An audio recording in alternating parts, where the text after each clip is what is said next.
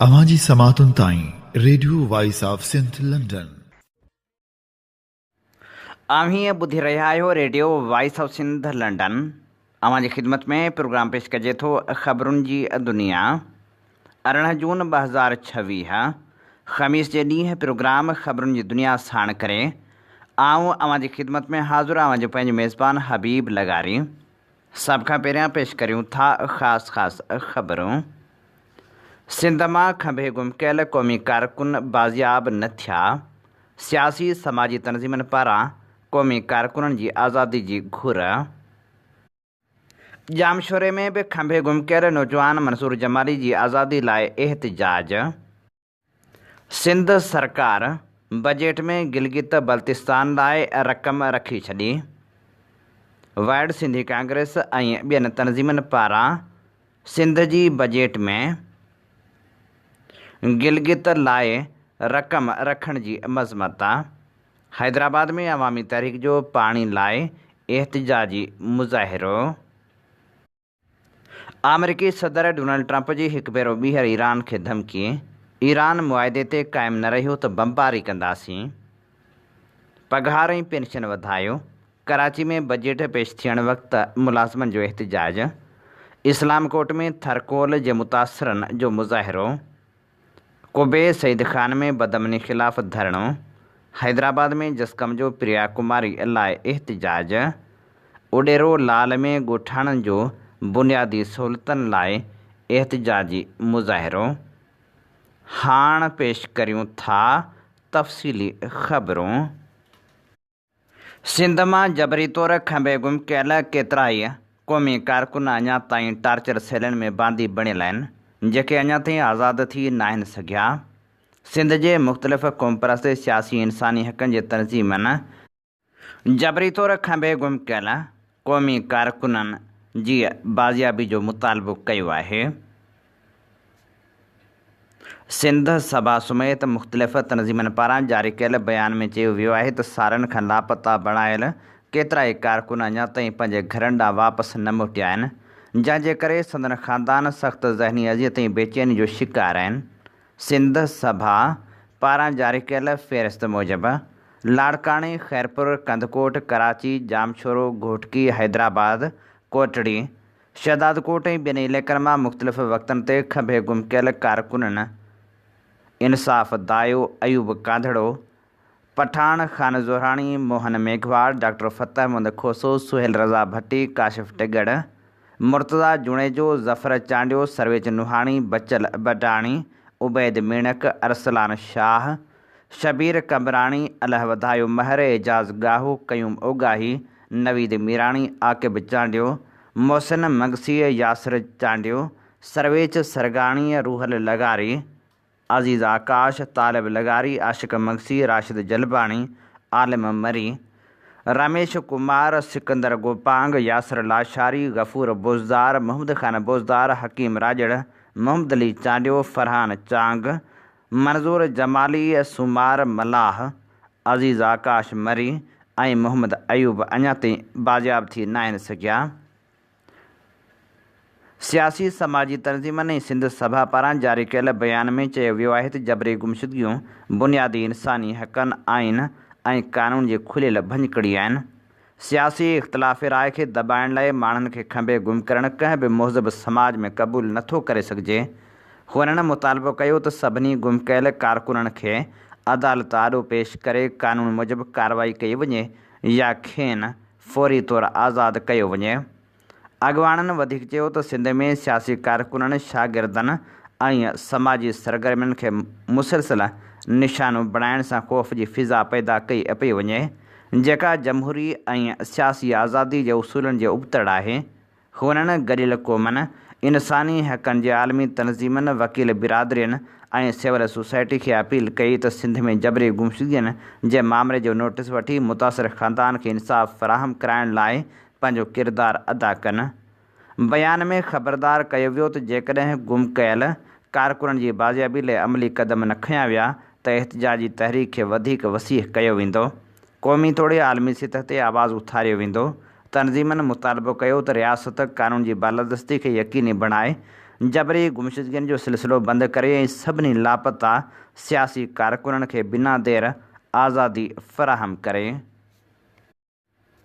जामशोरे जे ॻोठ अब्दुल्ला चावड़ो मां हिकु ॾींहुं अॻु जबरी तौरु खंबे गुम कयल मंज़ूर जमाली जी आज़ादी लाइ संदसि वारसनि तरफ़ां लम्स जे गेट अॻियां इंडस हाईवे ते एहतिजाजी मुज़ाहिरो करे धरणो हंयो वियो। उन मौक़े ते वारसनि चयो त जामशोरो हैदराबाद पुलिस गॾिजी असांजे नौजवान मंज़ूर जमाली जे घर ते चढ़ाई करे खेसि खंबे गुम कयो आहे। असांजो नौजवान बेगुनाह आहे, उनखे फौरी तौरु आज़ादु कयो वञे। जेकॾहिं असांजे नौजवान खे आज़ादु न कयो वियो त कराची जे मोटरवे ते एहतिजाजी धरणो हणंदासीं। जसकम पारां हैदराबाद में प्रिया कुमारीअ जी बाज़ियाबी लाइ एहतिजाजी धरणो हंयो वियो। जसकम शहीद बशीर ख़ान ज़िले हैदराबाद जे सदर लियाकत मलाह जी अॻुवाणी में शहरी स्टाफ वटि पाणी जी खोट ऐं प्रिया कुमारीअ जे अगवा वारे वाक़े ख़िलाफ़ एहतिजाजी मुज़ाहिरो कयो वियो। एहतिजाजी रैली ऐं मुज़ाहिरे में जसकम शहीद बशीर ख़ान जे क़ौमी कारकुननि, नौजवाननि ऐं सिंध दोस्त धुरियुनि वॾे अंग में शिरकत कई। उन मौक़े ते अॻवान चयो त सिंध खे पंहिंजे हिसे जो पाणी न मिलण सबबि लखें एकड़ ज़रई ज़मीनूं मुतासिर थी रहियूं आहिनि, जॾहिं त आबादगार ऐं आम माण्हू सख़्तु तकलीफ़ुनि खे मुंहुं ॾेई रहिया आहिनि। हुननि मुतालबो कयो त सिंध खे आईन ऐं कानून मूजिबि पंहिंजे हिसे जो पाणी फ़राहम कयो वञे। अॻवाननि चयो त मासूम नियाणी प्रिया कुमारी जे अगवा खे 4 साल मुकमिल थी चुका आहिनि, पर अॼु ताईं संदसि बाज़ियाबी न थी सघी आहे, जेका कानून लागू कंदड़ इदारनि जी कारकर्दगी ते सवालिया निशान आहे। हुननि हुकूमत खां मुतालबो कयो त प्रिया कुमारी खे फौरी तौरु बाज़ियाब कराए संदसि वारसनि खे इंसाफ़ ॾियारियो वञे। एहतिजाज जे अॻवान लियाकत मलाह चयो त सिंध जे पाणी जे हक़नि ऐं प्रिया कुमारी जी बाज़ियाबी लाइ जदोजहद जारी रहंदी। सिंध जे अवाम जे जाइज़ मुतालबनि तां कंहिं बि सूरत में पोइते न हटंदासीं। मुज़ाहिरे जी पुॼाणी ते सिंध जे पाणी जे हक़, प्रिया कुमारी जी जल्द बाज़ियाबी ऐं क़ौमी हक़नि जी हासिलात लाइ जदोजहद जारी रखण जो अज़म पिणु वरजायो वियो। जेका अगवा थी वई उन जे हवाले सां असां पहिरीं मोहरम ते उन आज़ादीअ लाइ बाज़ियाबी लाइ तय कंदा आहियूं। मुख़्तलिफ़ तरीक़नि सां मुख़्तलिफ़ वक़्तनि ते सिंध जे घण घुरनि तरफ़ां कराची, सखर, हैदराबाद ॿियनि शहरनि में प्रिया जी बाज़ियाबीअ लाइ एहतिजाजी मुज़ाहिरा थींदा रहिया आहिनि, पर इंतिज़ामिया अञा ताईं वारसनि खे ठला आसरा ठला दिला हर मोहरम में अची चवंदा आहिनि त हिन मोहरम में अवां जी नियाणी खे मोटाए ॾिनी वेंदी। असां सम्झूं था इहा सिंधी माण्हुनि सां ख़ासि तौर ते प्रिया जे वारसनि लाइ वॾी नाइंसाफ़ी आहे ऐं इंतिज़ामिया खे घुरिजे त उनजी बाज़ियाबी जल्द खां जल्द। ॿियो हींअर मौजूदा टाइम में पाणी जी खोट जेका शिदत इख़्तियार करी वई आहे, हिकिड़े पासे पाणी जी खोट एतिरी शिदत इख़्तियार करे हिकु नंढड़ो जेको हारी आहे, नंढड़ो ज़मीनदार आहे जेको 5 एकड़ ज़मीन पोखे थो, उन जे 5 एकड़नि जे आबादीअ ते बि ॿिज जो ख़र्चो 1.5 लख 2 लख थिए थो। इन करे सवें जेके ज़मीनदार आहिनि उन्हनि जो पोखियल ॿिजारो जेको ॿिज उहो ख़राबु पियो थिए ऐं हुनखे नुक़सानु पियो थिए ऐं पाणीअ जे न अचण जे करे थी सघे थो सारियुनि जो फ़सुलु मुतासिर थिए। उन लाइ असां जेको सो ख़ासि तौर ते इहो मुतालबो कयूं था त सिंध खे पंहिंजे हिसे जो पाणी ॾिनो वञे। सिंध सरकार पारां सखावत जी इंतिहा। सिंध बजट में बलूचिस्तान ऐं गिलगित बल्तिस्तान लाइ बि अरबें रुपया रखिया विया। बटखीला ऐं मालाकंड में women technical vocational educational and training institute, Sobatpur ऐं जाफराबाद ज़िलनि में ॿोॾ मुतासिरनि लाइ 4500 घरनि जी अॾावत लाइ 2 अरब रुपया रखिया विया। सिंध सरकार पारां नए माली साल जी 36 अरब रुपयनि जे खसारे वारी बजट पेश कई वई। खसारे बावजूदि बलूचिस्तान ऐं गिलगित लाइ मनसूबा रखिया विया, जंहिंजी सियासी समाजी तनज़ीमनि पारां सख़्तु मज़म्मत कई वई आहे। सिंध जी बजट में बलूचिस्तान ऐं गिलगित बल्तिस्तान लाइ अरबें रुपया रखण वारे हुकूमती फ़ैसिले जी वाइड सिंधी कांग्रेस पारां मज़म्मत कई वई आहे। वाइड सिंधी कांग्रेस पंहिंजे जारी कयल बयान में चयो आहे त पाकिस्तान पीपल्स पार्टी सिंध सां वेसाहगाती करे रही आहे। बजट में रक़म रखणु सिंध सां वेसाहगाती आहे।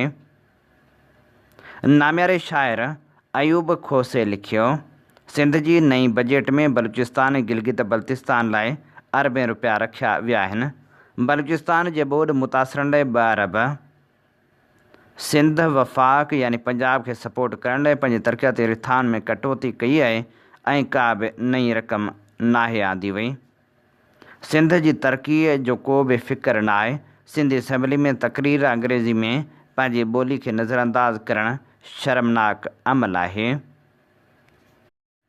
ज़ुल्फ़कार वाहुचे पंहिंजे जारी कयल बयान में चयो आहे त सिंध वफ़ाक़ आहे छा जो पंहिंजा पैसा ॿियनि सूबनि ते ख़र्च करे रहियो आहे। कॾहिं KPK कॾहिं पंजाब, हाणे गिलगित ऐं बलूचिस्तान में रक़म ख़र्च थींदी। हीअ सिंधियुनि ते हुक्मरान ठठोल करे रहिया आहिनि। सिंध जी तरक़ियाती बजट कट करे वफ़ाक़ खे गिरांट ॾियणु किथां जी अक़लमंदी आहे। सिंध पाकिस्तान जो वाहिद सूबो आहे जिते गुरबत 70% खां बि मथे आहे। 8 ज़िला गुरबत, बुख ऐं ख़ुराक जी शदीद खोड़ जो शिकार आहिनि, जिते 2 करोड़ खां वधीक माण्हू हिक वेले जे गभे लाइ तड़पी रहिया आहिनि। उन्हनि खे का बि बुनियादी सहूलियत मुयसरु न आहे। अटे लटे ऐं अझे खां बि महरूम आहिनि। तालीम, सिहत, पीअण जो साफ़ पाणी बि नथो मिले। सूबे जी सरकार पंहिंजे पैसनि मां पंजाब, KPK, बलूचिस्तान, गिलगित, कश्मीर समेत ॿियनि इलाइक़नि जा 2 करोड़ माण्हू पाले रही आहे। उन्हनि जी सिहत, तालीम, तहफ़ुज़, रिहाइश ते पिणु सिंध पंहिंजो ख़र्च करे रही आहे। NFC मां उन्हनि जे तइदाद जा पैसा लाॻापियल सूबा वसूल करे रहिया आहिनि। वफ़ाक़ अलॻि लुट मार करे रहियो आहे। ख़ैरनि सां हाणे सिंध सरकार हथ धोई सिंध जे पोयां पई आहे। सिंध जा वसीला ॿियनि सूबनि ते ख़र्च करण जा ऐलान कया पिया वञनि। असां सिंधियुनि खे अखि खोलणु घुरिजे, एहतजाज करणु घुरिजे, उन्हनि जो घेराव करणु घुरिजे। छा KPK जी सरकार, पंजाब जी सरकार या बलूचिस्तान जी सरकार सिंध में का अहिड़ी अरबें रुपयनि जी स्कीम ॾींदी? कॾहिं त उन्हनि सूबनि जा लखे माण्हू सिंध में रही रहिया आहिनि। जे न त पोइ ही सिंध जो हुक्मरान कंहिंजी हिदायत ते पाण खे वफ़ाक़ बणाए सिंध जा पैसा ॿियनि सूबनि ते ख़र्च करे रहिया आहिनि। हीअ सही सिधी सिंधियुनि सां बेवाजिबी आहे। उनजो रस्तो रोकणु घुरिजे। हीउ धाड़ो आहे, ज़ुल्म आहे। पंहिंजे अध खां वधीक आबादी बेरोज़गार आहे, बुनियादी सहूलियतुनि खां वाझल आहे। हीअ हलिया आहिनि ॿियनि जी तरक़ी लाइ। अमरीकी सदर डोनाल्ड ट्रंप प्रेस कॉन्फ्रेंस दौरान सुवालनि जा जवाब ॾींदे हिकु भेरो ॿीहर ईरान खे धमकी ॾींदे चयो त जेकॾहिं ईरान मुआदे ते क़ाइमु न रहियो त उन मथां ॿीहर बमबारी करे सघिजे थी। सहाफ़ी जे सवाल जे जवाब में हुन चयो त जेकॾहिं ईरान मुआदे जी पासदारी न कई त असीं ईरान ते जहन्नम बर्पा करे छॾींदासीं। ईरान जे मामले में फ़ौजी कार्रवाई हिकु क़ाबिल अमल रस्तो आहे। जॾहिं त इहो इम्कान ज़ाहिर कयो पियो वञे त सदर ट्रंप ऐं ईरानी सदर इम्कानी तौरु अमन मुआदे ते सहियूं कंदा। अमरीकी सदर वधीक चयो आहे त ईरान सां हतमी मुआदे जे लाइ 60 ॾींहनि जो मुदो को हतमी या लाज़मी डेडलाइन नाहे। पेरिस पहुचण ते सहाफ़ियुनि सां ॻाल्हाईंदे हुन चयो त जेकॾहिं ॿियनि मुल्कनि वटि बैलिस्टिक मिज़ाइल मौजूदु आहिनि त ईरान वटि न हुजनि, कंहिं हद ताईं ग़ैर मुनसिफ़ाणो क़दम थींदो। बैलिस्टिक मिज़ाइल इन मामले खां मुख़्तलिफ़ आहिनि। असां जोहरी हथियारनि ते पाबंदी जी ॻाल्हि कई आहे।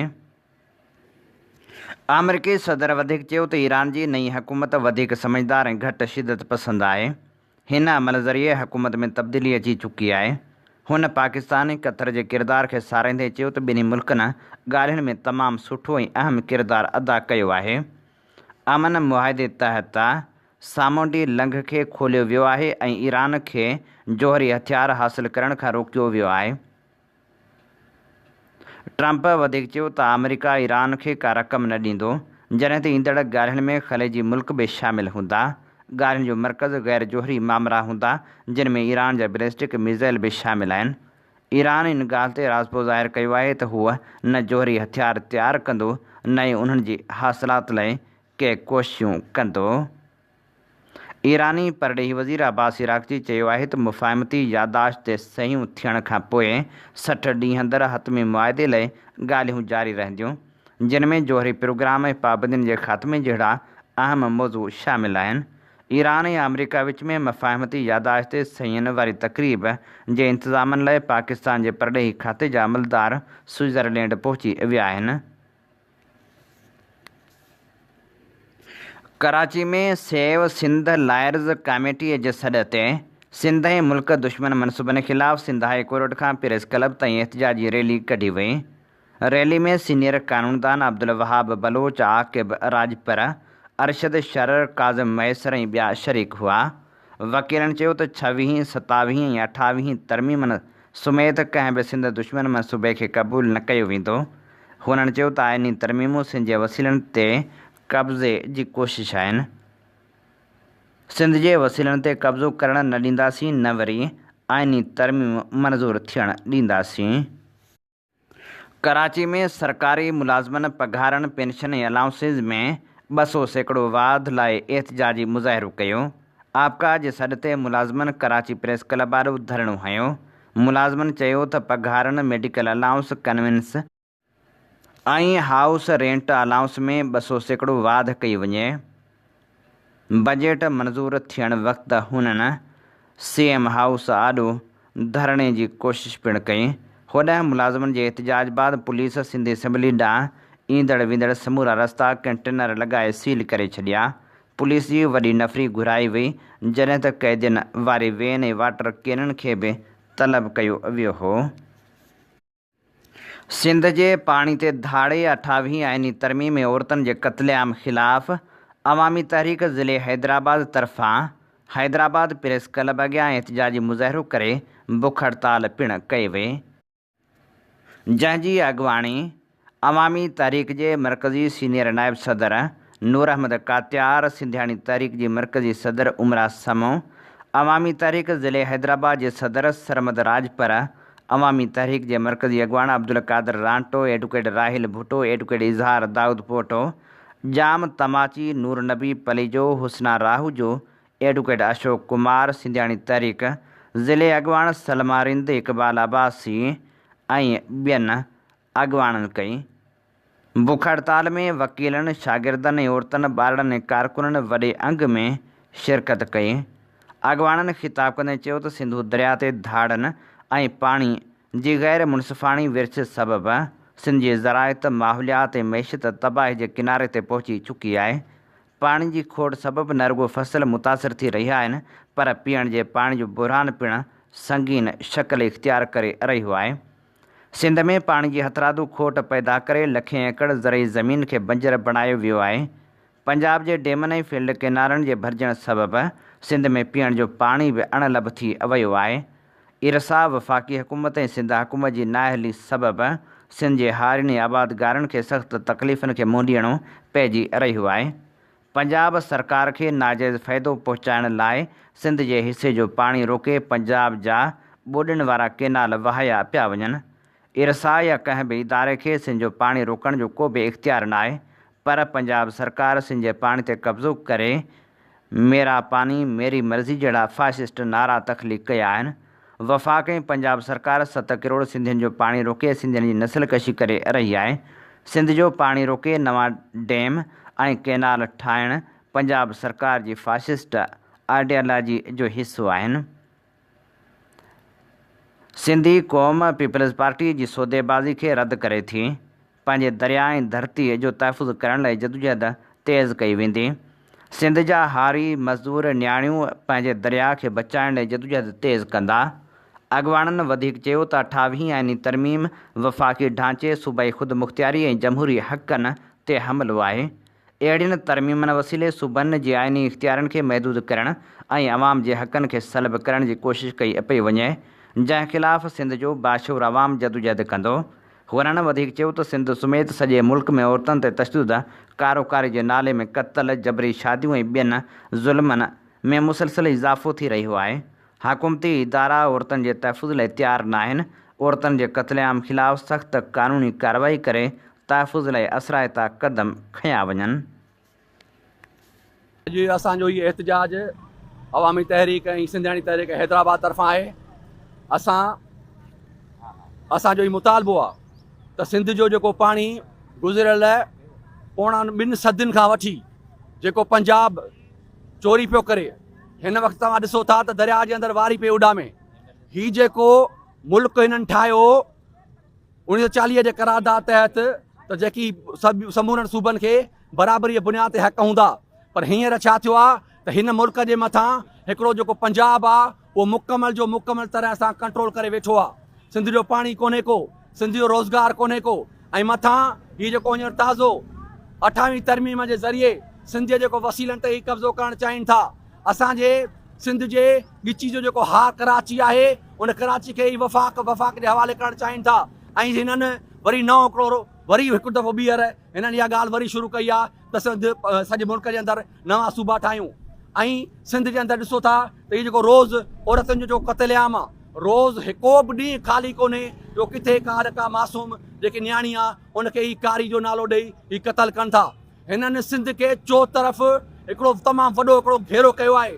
अहिड़ो जेको ज़ुल्म जेको सिंध सां हींअर थियो आहे इहो हलाकू ऐं चंगेज़ खान जे दौर में बि कोन थियो आहे जेको पीपल्स पार्टी जे हिननि चौथे टेन्यूर में जेको हीउ ज़ुल्म जारी आहे। हे वेठा आहिनि, कुर्सियुनि ते वेठा आहिनि, हुकूमत में वेठा आहिनि, सदारती कुर्सियुनि ते वेठा आहिनि। इहे समूरियुनि कुर्सियुनि ते वेहण जे बावजूदि हीअ इर्सा खां हे जेको गैर आइनी जेका कानून पास कनि पिया, हे जेको 28वीं तरमीम पास कनि पिया, सिंध जे जेको पाणी ते धाड़ो हणनि पिया, हीअ रोकराए कोन था सघनि त अहिड़ी जेकी कुर्सी खां तव्हां पंहिंजी कुर्सियूं ख़ाली करियो।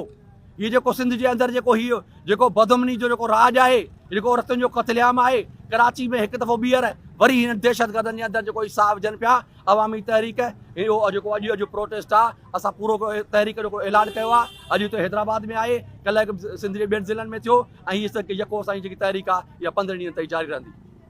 अॼु जेको असां ही बुख हड़ताल कई आहे, तव्हां ॾिसो था सॼी सिंध में पाणी कोन्हे, पाणी फसल लाइ त कोन्हे पर पाणी पीअण लाइ बि कोन्हे।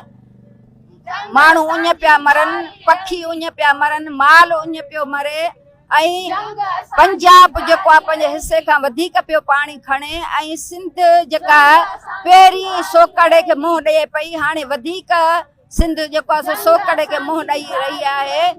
त ही सिंध में पाणी कोन्हे, सिंध में रोज़गार कोन्हे, तालीम कोन्हे, सिहत कोन्हे को, सिंध में अमन कोन्हे को, ऐं मथां चवनि था असां जमहूरियत जा चैंपियन आहियूं, ऐं वरी राग पिया हलाइनि त असांखे कराची ॾियो त असां हलायूं। तव्हांखां मुल्क कोन थो हले। अगरि तव्हांखां मुल्क हलंदो हुजे हा त पोइ सिंध में त अॼु ख़ुशहाली हुजे हा, पाणी हुजे हा, रोज़गार हुजे हा। माना तव्हांजा अंदर कारा आहिनि तव्हां, तंहिंजे करे त सिंध जो पाणी तव्हां खसियो आहे। मथां वरी उहे जेके हिंदुस्तान मां आया उहे मुतालबा पिया आहिनि कराची वफ़ाक़ के हवाले करो, कराची वफ़ाक़ के हवाले करो।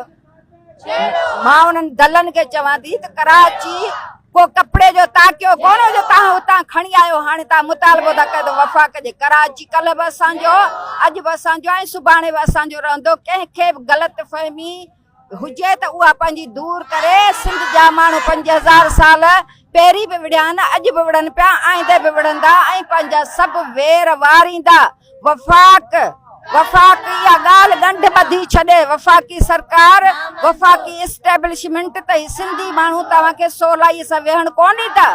असांजा वसीला फुरे, बेनर्जी इनकम सपोर्ट प्रोग्राम ठाहे, इन्हनि मां कारखाना छो था लॻाइनि जो माण्हू रोज़गार कनि, उन नियाणियुनि खे उते नौकरियूं ॾियनि। ये असां सां कहिड़े मज़ाक कयो पियो वञे। असीं मुतालबो था कयूं त ही जेको वफ़ाक़ आहे, जेको जंहिंमें सभु जेका गवर्नमेंट ठाहियूं वेठा आहिनि उहे करप्ट आहिनि, क्रिमिनल आहिनि, जेके हुकूमत था कनि, उन्हनि खे खपे त सिंध सूबे जो पाणी जेको आहे उहो सिंध सूबे जो जेको हिसो आहे उहो ॾिनो वञे, सिंध खे रोज़गार ॾिनो वञे, सिंध खे अमन ॾिनो वञे, सिंध खे इंसाफ़ ॾिनो। का बि मुल्क हिकिड़े आइन तहत हलंदा आहिनि। जॾहिं तव्हां आइन तहत नथा हलियो, तव्हां आइन टोड़ींदो त पोइ हीउ मुल्क कीअं हलंदो। असांजो मुतालबो आहे त असां सिंधी माण्हुनि सां हिसाब किताब कयो वञे। हाणे हिसाब किताब जो वक़्तु अची वियो आहे। पंजाब खां हिसाब किताब असांखे वठिणो आहे, इहो असांजो मुतालबो आहे। सिंध में पाणी जी खोट, सिंधू दरिया ते धाड़े, 28वीं तरमीम, करप्शन, सिंध टोड़ण जी साज़िश समेत सिंध दुश्मन मनसूबनि ख़िलाफ़ क़ौमी अवामी तहरीक जे मरकज़ी सॾ ते मुतहद ऐं मज़बूत सिंध जे उनवान सां 8 ॾींहं बि मुख़्तलिफ़ शहरनि में रैलियूं कढी मुज़ाहिरा कया विया। हैदराबाद में तालके बरहाड़ी जे ॻोठ मेवो हाजाणो, ॻोठ हयात विघियो, ॻोठ मोलीडीनो ख़ासि खेली, बडाणी स्टाप ते कार्नर गरजाणियूं कोठाए वियो। होटलनि ते हैंडबिल विरहाया विया, जंहिंजी अॻुवाणी ज़िले सदर नज़ीर बुलेदी, चेतन कुमार, नसीर विग्यो ऐं ॿियनि कई। क़ौमी अवामी तहरीक जो मरकज़ी senior deputy general secretary Altaf Khaskheli पिणु शरीक थियो। कराची जे इलाइक़े गुलशन हदीद में फरहान लाड़क, अशफाक चनड़, काशिफ़ ख़ासखिली ऐं ॿियनि बाज़ारनि ऐं होटलनि ते हैंडबिल विरहाए मुतहद ऐं मज़बूत सिंध मुहिम खां माण्हुनि खे आगाह कयो। ठुल्ह में पिणु सदर सदाम जाफ़री, वहाब सिंधी, इरशाद कुंडराणी, ज़ाहिद हुसैन, आरिफ़ बलोच, नूह ख़ान ऐं ॿियनि जी अॻुवाणी में पैदल मार्च करे हैंडबिल विरहाया विया। जॾहिं त नसीराबाद में मरकज़ी अॻुवाण एडवोकेट इनायत तुनियो, ज़मीर मुग़ैरी, असद सिंधी, अली अकबर शेख, ST अॻुवाण अब्दुल हफ़ीज़ तुनियो, अली गोहर जतोई, हनीफ़ तुनियो, मेहरान तुनियो, नादर बुरड़ो ऐं ॿियनि मार्च कयो। सिंध हारी तहरीक जे मरकज़ी सदर कामरेड किरड़ रेबारी, मक़सूद अहमद भुरगड़ी, रसूल बख्श पंवर, सिद्दीक़ जरवार, नौजवान तहरीक जे अॻुवाण हादी बख्श भुरगड़ी, सिंधड़ी तालुक़े जे मुख़्तलिफ़ इलाइक़नि काठड़ी, ॻोठ सिद्दीक़ जरवार, ॻोठ निज़ामुद्दीन जरवार, ॻोठ अहमद ख़ान कान्हियो ऐं दोसू स्टाफ ते दुकानदारनि, वापारियुनि, आबादगारनि ऐं हारियुनि सां मुलाक़ातूं करे खेनि सिंध दुश्मन मनसूबनि खां आगाह करे जदोजहद में साथ ॾियण जी अपील कई, जंहिं ते रहवासियुनि भरपूर साथ ॾियण जी ख़ातिरी कराई। उन मौक़े ते अॻुवाण चयो त सिंधु दरिया ते धाड़ा हणी सिंध खे बंजर बणायो पियो वञे। चश्मा, जहलम ऐं तौसा, पंजनंद लिंक केनाल धाड़ियल वाह आहिनि। पीपल्स पार्टी इक़्तिदार खां ॿाहिरि हूंदी आहे त सिंध कार्ड खेॾंदी आहे ऐं इक़्तिदार में अची धाड़ियल वाह ठाहे सिंधु दरिया ते धाड़ा हणाईंदी आहे। 28 आइनी तरमीम जे नाले में सिंध टोड़ण जी साज़िश कई पई वञे। कोटड़ी खां हेठि दरिया में वारी पई उॾामे समुंड, बदीन, सिजावल ऐं ठठे जी लखें एकड़ ज़मीन गड़काए वियो आहे। अॻुवाण चयो त महांगाई सबबि माण्हू ख़ुदकशियूं करण ते मजबूर आहिनि। सिंध ते घणरुखी जंग मुसलत कई वई आहे। गुरबत, बदअमनी, करप्शन, मनशात, इंतहा पसंदी, क़बीलाई झेड़ा, अगवा, नियाणियुनि जो क़त्ल, ज़मीननि, वसीलनि ऐं पाणी ते धाड़ा हया पिया वञनि। अॻुवाण चयो त सिंध टोड़ण जूं साज़िशूं कामयाबु थियण न ॾींदासीं। पंजाब 150 सालनि खां दरिया ते धाड़ा हणी रहियो आहे। सिंध ई वफ़ाक़ी हुकूमत वटि सिंध लाइ बर्बादी खां सवाइ कुझु बि न आहे। करप्शन ऐं ख़राबु हुक्मरानी जे करे सिंध में सभ खां वधीक गुरबत आहे। मेरठ जो क़त्लेआम कयो पियो वञे। इस्लाम कोट में थरकोल ब्लाक 1 जे ॻोठ वरवाई जे मुतासिर ख़ानदाननि पारां 6 ॾींहं बि एहतिजाजी धरणो जारी रखियो वियो। अलीम लंजू, अज़ीज़ लंजू, रऊफ़ लंजू, दिलावर ऐं ॿियनि जी अॻुवाणी में एहतिजाजी मुज़ाहिरो करे धरणो हंयो वियो। उन मौक़े ते अॻुवाणनि चयो त साइनो सिंध कंपनी 161 मुतासिर ख़ानदाननि खे मुआवज़े ऐं बुनियादी सहूलियतुनि खां महरूम रखियो आहे। एहतिजाज कंदड़नि जो चवणु हो त दल, रावत, हबीब, अलीमाणी, कोल्ही ऐं मेघवाड़ बिरादरियुनि सां तालुक़ु रखंदड़ केतिरा ई हक़ीक़ी मुतासिर ख़ानदान अञा ताईं पंहिंजे हक़नि खां वांझियल आहिनि, जॾहिं त बाअसर माण्हुनि खे फ़ाइदो पहुचाइण लाइ मुबैना तौरु कैटेगरी सिस्टम ऐं जाली लिस्टुनि जो सहारो वरितो वियो आहे। मुज़ाहिरीन इल्ज़ाम हयो त ज़िले इंतिज़ामिया चूंडियल नुमाइंदा संदनि मसइलनि जे हल लाइ संजीदा न आहिनि, जंहिं सबबि मुतासिर ख़ानदान पाण खे मुकमिल तौरु नज़रअंदाज़ थियल महसूसु करे रहिया आहिनि। मुज़ाहिरीन वफ़ाक़ ऐं सिंध हुकूमत खां मुतालबो कयो त मामले जी शफ़ाफ़ जांच कराए मुतासिरनि खे जाइज़ मुआवज़ो ऐं बुनियादी सहूलियतूं फ़राहम कयूं वञनि। कुबे सईद ख़ान में वधंदड़ बदअमनी ख़िलाफ़ सियासी समाजी तंज़ीम ऐं शहरियुनि पारां अब्दुल बासित बुरड़ो, आमिर मंगसी ऐं अब्दुल रहीम जी अॻुवाणी में एहतिजाजी मुज़ाहिरो करे मोटरवे ते धरणो हंयो वियो। उन मौक़े ते अॻुवाणनि चयो त चोरियूं, फुरूं ऐं धाड़ा मामूल बणियल आहिनि। पुलिस अॾोहारियुनि ख़िलाफ़ कार्रवाई करण लाइ तयारु न आहे। बदअमनी जो ज़िम्मेवार कुबे सईद ख़ान जो SHO आहे, जंहिंखे फौरी तौरु हटाए अमन अमान बहाल करायो वञे। बदीन ज़िले जी पुछड़ी में पाणी जी खोड़ ख़िलाफ़ टेल आबादगार एसोसिएशन बदीन पारां प्रेस क्लब कढण अॻियां एहतिजाज जारी रखियो वियो, जंहिं ते अवामी तहरीक ज़िले बदीन जे अॻुवान सतार गोपांग ऐं अली अहमद मेमण जी अॻुवाणी में वफ़द शरीक थियो। उन मौक़े ते अॻुवाणनि चयो त ज़रदारी माफ़िया सिंध जे पाणी समेत समूरनि वसीलनि जो कुर्सी एवज़ सौदो करे छॾियो आहे। जेको अज़ाब हाणे सिंधी क़ौम भोॻे पई। हुननि अपील कई त एहतजाजी तहरीक में भरपूर शिरकत कई वञे।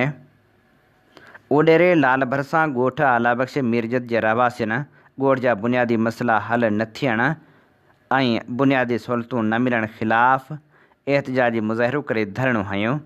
उन मौक़े ते ॻोठाणनि नज़र महमूद साहूवाल, ख़ालिद हुसैन बलोच, कादर करीम साहूवाल, आसिफ़ बलोच ऐं ॿियनि चयो त चूंडियल नुमाइंदा वोट वठी गुम थी विया आहिनि।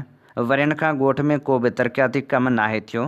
पेवर ब्लॉक ड्रेनेज स्कीम न हुजण करे बरसातुनि दौरान गटरनि जो गंदो पाणी घरनि में दाख़िल थी वञे थो। हुननि मुतालबो कयो त फ़ौरी तौर ते बुनियादी मसइला हल कया वञनि ऐं तरक़ियाती कमु करायो वञे। जेकॾहिं तरक़ियाती कमु न कराया विया त एहतजाजी तहरीक शुरू कई वेंदी।